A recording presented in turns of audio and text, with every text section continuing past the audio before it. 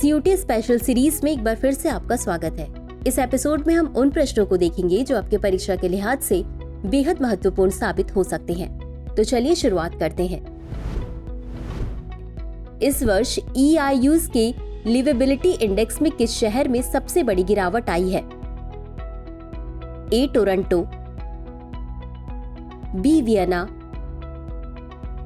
C. तेल Aviv, D. New York. इस प्रश्न का सही उत्तर है विकल्प C. तेल अवीव। चलिए देखते हैं इसके विश्लेषण को। हमास के साथ संघर्ष के कारण तेल अवीव 20 स्थान नीचे आ गया, जो इस वर्ष के सूचकांक में सबसे बड़ी गिरावट है। अगला प्रश्न है, रिम्पैक अभ्यास में भाग लेने के लिए INS शिवालिक कहां पहुंचा है? A. दक्षिण चीन सागर, B. उत्तरी प्रशांत महासागर, C. पर्ल हार्बर हवाई, D. हिंद महासागर। इस प्रश्न का सही उत्तर है विकल्प C. पर्ल हार्बर हवाई। चलिए देखते हैं इसके विश्लेषण को। INS शिवालिक रिम्पैक अभ्यास के लिए पर्ल हार्बर हवाई पहुंच चुका है। बता दें कि रिम्पैक 24 में लगभग 29 देश भाग ले रहे हैं। अगला प्रश्न है, प्रोजेक्ट नेक्सस किसकी संकल्पना है? A. भारतीय reserve bank, B. Bank of international settlements, C. अंतर्राष्ट्रीय मुद्रा कोष, D. विश्व बैंक। इस प्रश्न का सही उत्तर है विकल्प B. Bank of international settlements. चलिए देखते हैं इसके विश्लेषण को। प्रोजेक्ट नेक्सस की संकल्पना बैंक ऑफ इंटरनेशनल सेटलमेंट्स द्वारा की गई थी। इसका उद्देश्य विभिन्न वैश्विक घरेलू त्वरित भुगतान प्रणालियों को जोड़कर सीमा पार भुगतान को बढ़ाना है। अगला प्रश्न है, किस संगठन ने ब्लू ओरिजिन के साथ साझेदारी की है ताकि उन देशों के नागरिकों को सीटें प्रदान की जा सके जिन्होंने अंतरिक्ष में बहुत कम या कोई अंतरिक्ष यात्री नहीं भेजा है?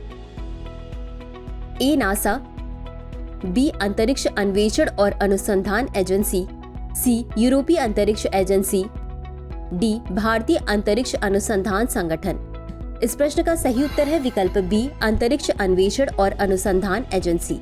चलिए देखते हैं इसके विश्लेषण को।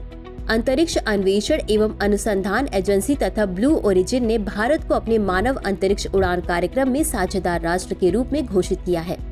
यह उन देशों के नागरिकों के लिए है जिन्होंने अंतरिक्ष में बहुत कम या कोई अंतरिक्ष यात्री नहीं भेजा है। अगला प्रश्न है, तूफान बेरिल किस द्वीप पर पहुंचा? A. Carriacou, B. Grenada, C. Barbados, D. Jamaica. इस प्रश्न का सही उत्तर है विकल्प A. कैरियाको द्वीप। चलिए देखते हैं इसके विश्लेषण को। तूफान बेरिल ने अटलांटिक बेसिन श्रेणी 4 के सबसे शुरुआती तूफान के रूप में इतिहास रच दिया है। तूफान बेरिल ने ग्रेनेडा के कैरियाको द्वीप पर दस्तक दी है। अगला प्रश्न है, कपड़े को कीटनाशक रोधी गुण प्रदान करने के लिए उस पर किस प्रकार के अणुओं का लेप किया जाता है? A. Protein, B. न्यूक्लियोफाइल छोटे अणु, C. Carbohydrate, D. लिपिड।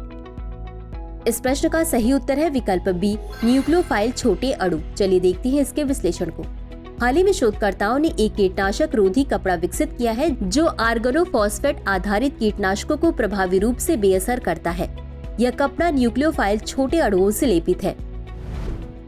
अगला प्रश्न है, भारत थाईलैंड संयुक्त सैन्य अभ्यास मैत्री का 13वां संस्करण कहां आयोजित किया जा रहा है? A. Umroi Meghalaya, B. Fort Wachira प्रखंड टाक प्रांत, C. Bangkok, D. लद्दाख।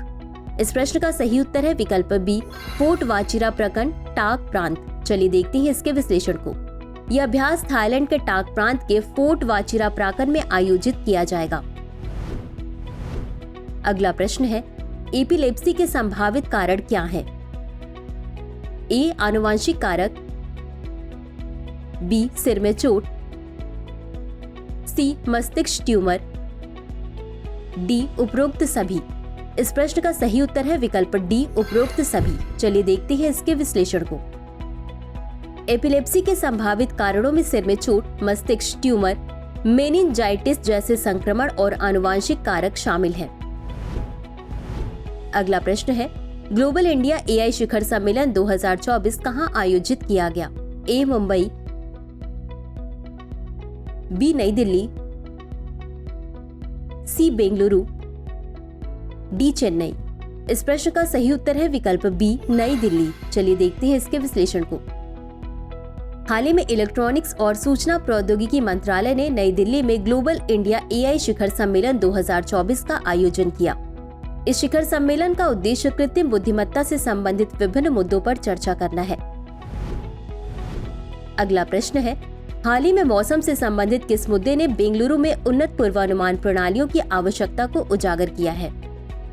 ए गर्म लहरें, बी भूकंप,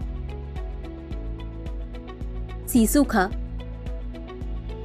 डी भारी वर्षा के कारण अचानक बाढ़ आना। इस प्रश्न का सही उत्तर है विकल्प डी भारी वर्षा के कारण अचानक बाढ़ आना। चलिए देखते हैं इसके विश्लेषण को। हाल ही में अप्रत्याशित भारी वर्षा के कारण आई बाढ़ ने बेहतर पूर्वानुमान प्रणालियों की आवश्यकता पर बल दिया है।